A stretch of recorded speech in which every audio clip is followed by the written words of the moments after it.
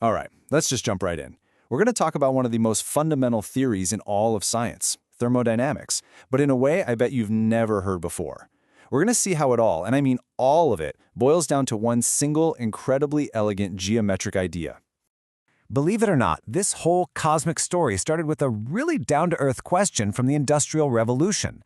How do you build a better steam engine? I mean, it doesn't get more practical than that, right?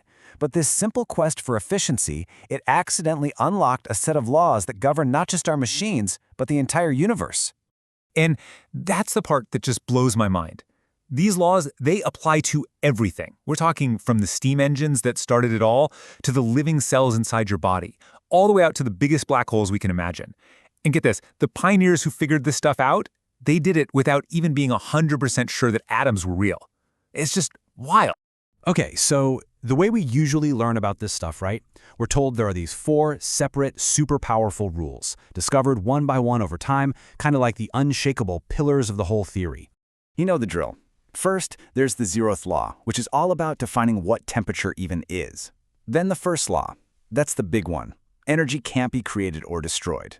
The second law, probably the most famous, is that relentless increase of entropy, or disorder. And finally, the third law, which basically says you can get incredibly cold, but you can never, ever reach absolute zero. But here's the twist. Here's the mystery we're going to unravel today. What if those 4 laws aren't separate pillars at all? What if they're all just different ways of looking at one single underlying geometric truth? And that truth, it's all captured in what we can call the master equation. This one idea ties everything we just mentioned together. And here it is. Now I know, an equation can look a little intense, but I promise you, the idea behind it is incredibly simple and actually beautiful. To unlock it, all we have to do is understand what these symbols, this d squared and this t, really represent in our new geometric picture. So let's break it down. Okay, first up, d squared. Let's forget everything we thought we knew about energy for a second. In this picture, energy is just distance. That's it. It's a measure of how far away a system is from its most stable, cozy, lowest energy state. Let's call that its base camp. The further it wanders from base camp, the more energy it has. Simple as that. All right, now for T, which is temperature. If energy is the distance from base camp, then temperature is like the system's energy budget. It's the fuel, the resources it has to go exploring and wander away from that base camp. So a higher temperature, that just means a bigger budget for a grander adventure. And that brings us to the big one, entropy, or S. So if temperature is the budget for exploration, entropy is the result of that exploration. It's the total area of the map that the system is able to cover with its budget. Think of it as its overall spread. More budget means more exploration, which means a wider spread. And that means higher entropy. Okay, so now we have our new way of thinking, right? Energy is distance. Temperature is the exploration budget. Entropy is the spread. Now for the really cool part. Let's go back to those 4 old laws and see how this geometric lens makes them seem, well, kind of obvious. So, the zeroth law? It's just about 2 systems learning to share. When you put them in contact, they pass energy back and forth until they both agree on the same exploration budget, the same temperature. And once their budgets match, their statistical spreads, their maps, naturally align. And boom, that's thermal equilibrium. It's just shared exploration. And the first law, the conservation of energy, it becomes even more straightforward. It simply means the total distance budget can't change. You can't just magically create distance from base camp out of nothing, and you can't make it disappear. All you can do is move that energy around, maybe by adding some heat or by doing some work. This new perspective really makes the famous second law click. It's not some mysterious force pushing everything towards chaos. Not at all. It's just what systems do naturally. They spread out. It's almost inevitable that they'll diffuse from being all clustered together in one spot, a low entropy state, to being spread all over the map in a high entropy state. But why do they spread out? Well, it all comes down to overwhelming statistics. Think about it. For any system with a lot of parts, there are just an insane number of ways to be spread out and messy, and maybe only a handful of ways to be perfectly organized. A system ends up in a high entropy state for the simplest reason imaginable. That's where basically all the possibilities are. And finally, the third law. This is what happens when you drain the exploration budget completely.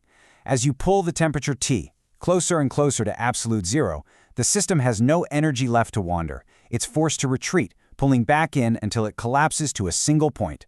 Its home, its base camp, the one and only ground state. At that point, there's no spread, no map to explore. There's just one spot. So the entropy is zero. Now, what's really amazing is that this geometric idea doesn't just clean up the four laws, it also gives us this incredibly powerful new way to think about other deep concepts, like what actually drives a chemical reaction, or why time only seems to flow forward. You see, every system is constantly in this great balancing act, this tug-of-war. On one side, it has this deep urge to minimize its energy. That means staying as close to base camp as possible. But on the other side, it wants to maximize its entropy, to spread out and explore as much as it can. This cosmic battle is what we call free energy. And temperature? Temperature is the ultimate referee, deciding which of those two drives wins out. And this balancing act perfectly explains everyday things, like why ice melts. When it's really cold, the drive to save energy wins, so the water molecules stay locked in that orderly, low-energy crystal. But once you get above 0 degrees Celsius, the temperature budget gets high enough that the entropic payoff, the sheer freedom of spreading out as a liquid, is just too good to pass up. It's a better deal, even if it costs some energy to break those bonds. And the arrow of time, this whole mind-bending concept, from this new perspective, it's not some fundamental property of physics. It's just the second law playing out in real time. The future is nothing more than the direction of greater statistical probability, the direction of greater spread. So let's just take a step back and see what we've done. We've taken four seemingly separate laws and a bunch of pretty complex ideas and shown how they all beautifully emerge from one single unified geometric picture. Let's lay it all out one last time. The 0th law? It's all about systems agreeing on a shared scale of exploration. The first law, the total distance from base camp is always conserved. The second law, systems just naturally diffuse towards the places with way more possible states. And the third law, it's what happens when you take the exploration budget to 0. It's so clean. Energy is distance and entropy is spread. It all just fits. And this leads to a pretty stunning reframing of history. The great pioneers of this science, Carnot, Boltzmann, Gibbs, whether they fully realized it or not, they weren't just fiddling with equations about heat and work. On a much deeper level, they were computing distances in a vast, hidden geometric space. So I'll just leave it with this final thought.